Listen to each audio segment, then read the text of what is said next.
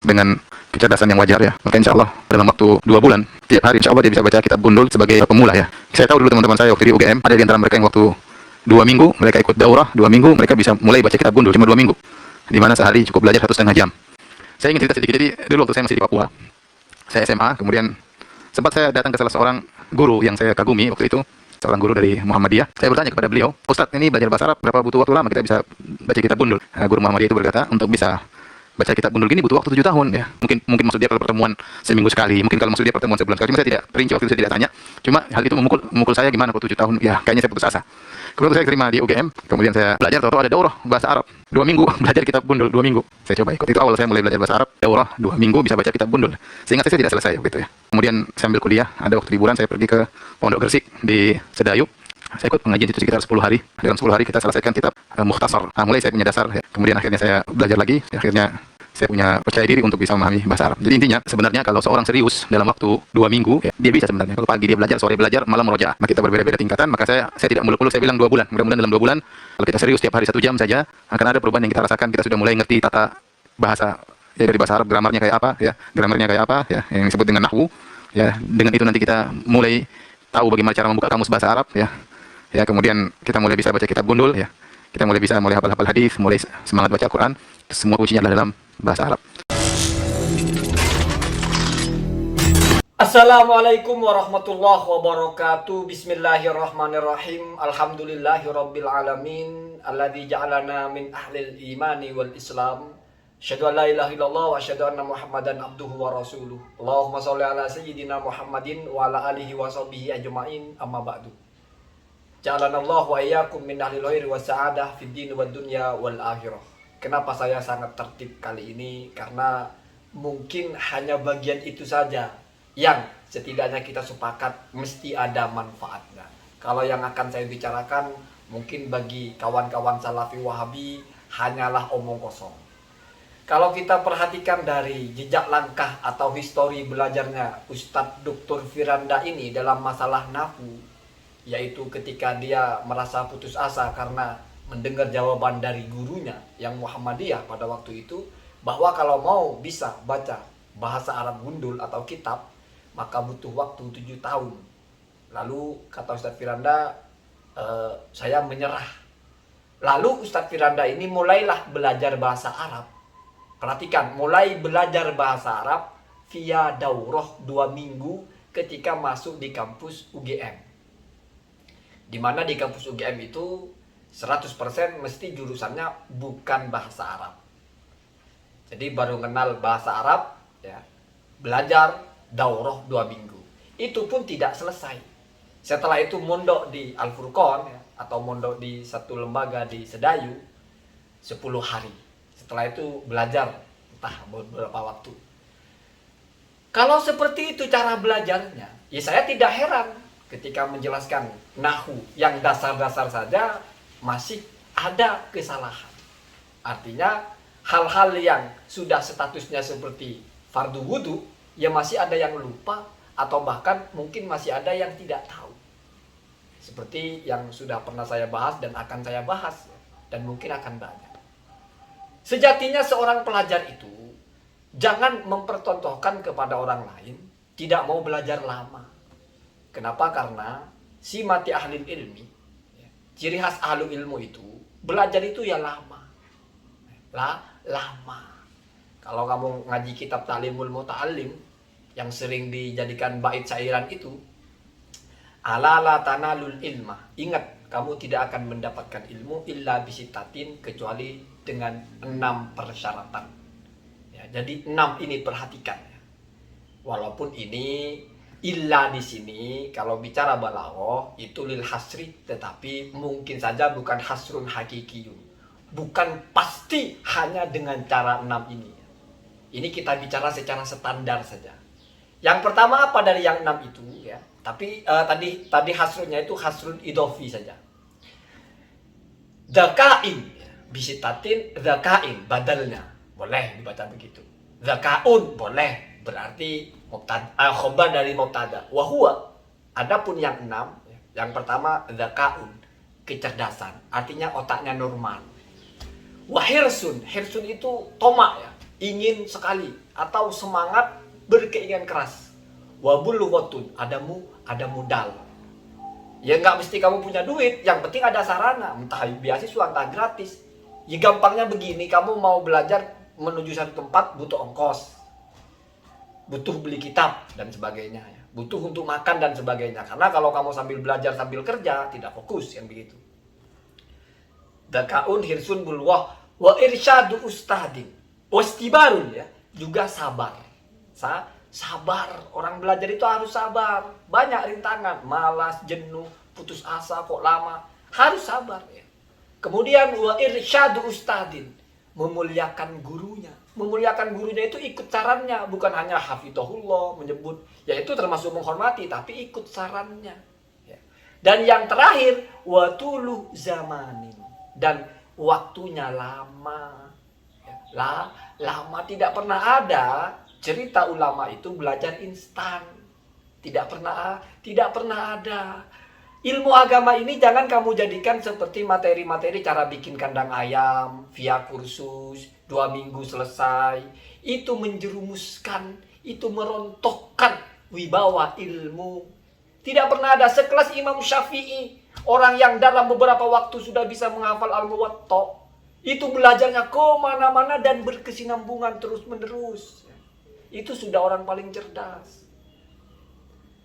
Ini kan jadi buruk kesannya, oh kok agama bisa dijadikan via kursus. Kamu berbicara bagaimana belajar cepat itu bagus. Tetapi jangan diembel-embeli dengan ingin meyakinkan bahwa belajar itu tidak perlu lama. Itu bertentangan dengan falsafah atau prinsip berpikirnya ulama atau ahli ilmu. Minal mahdi ilal lahdi, orang belajar itu. Dari mulai lahir sampai mati. Artinya sepanjang hidup belajar. Cuma 7 tahun kok dianggap lama. Kalau mau menjadi ahli ilmu, kalau mau sebatas tahu, iya ikut kursus. Dan tupoksinya bukan menjadi pendakwah. Kalau orang jadi pendakwah via belajarnya hanya via kursus, ya tidak cocok. Nanti kamu bilang, tapi kan beliau kuliah agama doktor. Iya, jangan bicara nahu. Kalau tidak pernah mendalami ilmu nahu, itu namanya arafa qadra nafsi, tahu batasan dirinya. Sehingga tidak simpang siur nanti yang dibicarakan. Ini saya kira pola berpikir standar. Orang dari SD tidak pernah kenal ibtidaiyah, SMP, SMA, nggak kenal bahasa Arab, nggak tertib ngaji dari jurmiyah, awamil, iklal, imriti, nato maksud, kemudian alfiyah. Tapi pede sekali, bahkan kalau kita perhatikan gaya berbicaranya itu seolah-olah nahu ini gampang, tidak butuh waktu lama. Seolah untuk bisa baca kitab gundul itu gampang. 2 bulan, sehari 1 jam atau 1 jam setengah sudah bisa. Bukan saya meremehkan, tetapi kalau gurunya begitu saya tidak yakin. Atau standar bisanya itu seperti apa? Kalau hanya membaca harkatnya benar dan itu kebetulan saja, iya bisa. Bisa saja, ya. 1 hari kamu belajar sama saya ajari kamu baca kitab, bisa. Bisa, ya. Apa susahnya baca kitab gundul, apalagi zaman sekarang. Kamu cari yang sudah ada harkatnya dulu, kamu hafalkan, terus kamu baca yang nggak ada harkatnya. Kan sama. Kalau cuma bicara masalah bisa. Tetapi kalau sudah naik ke tataran ahli ilmu, disebut bisa baca kitab kuning, bukan hanya kamu membaca harkatnya benar, bukan Pak. Kamu tahu konstruksi per kalimatnya. Kamu tahu bagaimana lalu dari kalimat-kalimat ini dibangun pemahamannya. Lalu kenapa pemahamannya begitu? Bertolak kepada lafaz ini, apa statusnya, apa manzilahnya. Kalau huruf jar, kemana ta'alluqnya? Itu rumit. Mimpi kamu kalau 2 minggu bicara bisa baca kitab gundul itu. Ataupun 2 bulan. Kalau mau bicara namanya bisa dengan standar yang baku. Ya kalau bisa asal bisa ngomong, ya. Siapapun ya bisa, belajar 1 jam kamu bisa baca kitab kuning. Ya kitab bahasa Indonesia aja kamu kasih kunci kan kuning. Bahasa itu memang luas, ya. Jadi kalau ngomong itu nggak ada salahnya. Silakan, tapi saya pakai standar orang waras saja. Ya. Standar orang waras. Ini Dr. Firana, wallahu alam yang LC, mereka pernah belajar nahu apa enggak? Kalau nggak pernah belajar nahu, terus menjadi pendakwah, terus modal memahaminya dari mana? Kan berarti baca kitabnya masalah. Kalau baca kitabnya masalah, yang kamu dakwahkan itu apa? Baca terjemahan. Atau kitab yang cuma kamu dengar dari guru kamu. Kamu tidak bisa compare dengan kitab yang lain. Karena ngeblank kalau baca kitab kuning. Itu masalah. Saya tidak mau sebut nama, tapi kamu ukur-ukur ya. Ukur-ukur ya. Saya dulu suka nahu, sekarang sudah nggak terlalu suka. Bukan salah satu-satunya orang bisa memahami kitab kuning itu menguasai seluruh ilmu nahu, enggak. Tapi setidaknya kamu punya maharoh standar. Kamu punya feel, punya ketajaman untuk menganalisa. Ini sebagai apa manzilah kalimat ini? Ini sebagai sifat atau sebagai hal? Kalau dia sifat, mausuknya yang mana? Kalau kamu sudah punya feel begitu, dan feel kamu tepat, teruji, kamu membaca hakikat sudah nggak akan menjadi masalah. Kenapa? Karena kamu sudah tahu ini kembali kemana, dibacanya sama dengan yang sebelumnya. Kalaupun dirubah pembacaannya, kamu bisa berimprovisasi, oh berarti mentakdir, ada kalimat yang dibuang. Selama maknanya tidak berubah. Dalam nahu itu tidak ada yang haram memang, bukan halal haram. Kamu membaca azaidan tidak akan haram, tidak akan dosa. Ya paling goblok aja ya. Allahumma hadina ada sabil. Kapan-kapan saya mau buka kajian nahu ya, kapan-kapan. Saya itu kalau belajar itu memang suka juga dengan cara yang cepat. Tetapi bedanya mungkin kalau saya misalnya saya pernah ngajar bikin kajian usul fikih yang cepat, tapi saya pakai kitab. Saya tidak mau pakai buatan-buatan orang-orang yang nyusun-nyusun orang-orang sekarang itu ya. Saya maunya pakai kitab. Setidaknya kita cepat. Artinya dengan kita belajar cepat ini sudah apa bahasanya ya? Sudah tidak terlalu memuliakan ilmu. Apa-apa kok mau cepat? Berarti kan kamu itu apa maunya? Belajar itu ibadah. Menghormati ilmu, berbicara kalam-kalam ulama, kok mau tergesa-gesa, kok mau buru-buru, mau kemana, mau kemana, belajar itu ibadah, seumur hidup. Kalau kamu mau cepat biar banyak masih bagus, saya mau belajar ini cepat, karena saya tidak yakin punya waktu banyak, siapa tahu saya cepat mati, ayo kita cepat kuasai, pindah lagi, nggak apa-apa. Nggak apa-apa. Jadi tidak ada ucapan-ucapan mutlak kalau dalam hal ini ya. Tidak ada ucapan-ucapan yang maksudnya tertutup, tidak ada tawar-menawar, enggak. Belajar cepat iya. Tetapi saran saya belajar mau cepat, mau kilat, mau ekspres, mau super ekspres, setidaknya peganglah kitab-kitab ulama. Sehingga ketika kamu membaca di situ ada faslun, itu ulama yang nulis. Ada sambungannya. Kenapa sih suka sama kitab-kitab orang-orang sekarang? Apa kitab-kitab ulama dulu itu kurang keren? Kalau menurut kamu lambat, kamu memahaminya bagaimana menjadi cepat. Itu kenapa pesantren tidak pernah mereka menggunakan kitab-kitab baru. Mereka menggunakan kitab-kitab ulama yang sudah lama untuk menjaga sambungannya. Ulama itu menulis dari ilmunya yang dia dengar dari gurunya terus sampai ke Rasulullah. Setidaknya ketika kamu membaca Alhamdulillah, itu siapa yang menulis?